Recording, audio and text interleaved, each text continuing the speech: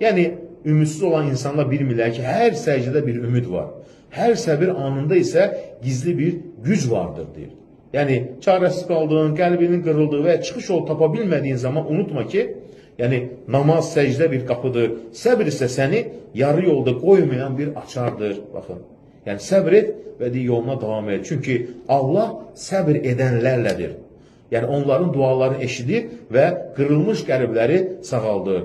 Yəni, deyir ki, səbir və namaz möhkəmliyin yolu, qurtuluşun açarı və müminin bir silahıdır. Yəni, bu ayəni insan həyatında necə tətbiq edəcək? Yəni, bu ayə ilə necə yaşayacaq? Yəni, dünya sənə dar gəldikdə, insanlara çox danışma sıxıntılarını. Dəstəmaz al, namaza dur, bir səcdəyə get, səbirli ol.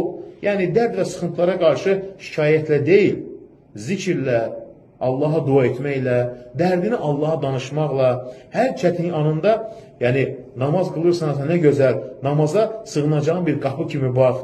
Peyğəmbərimizin başına bir hadisə gələndə, sıxılanda nə deyərdi? Ey Bilal, qalx deyərdi, əzan ver, yəni insanları namaza çağır, rahatlıq tapa. Dərdini insanlara deyil, Allahdan istə, dərdini Allaha danış. Yəni bunlar hamısı gözəl bir Rəbbimizin buyruqlarıdır.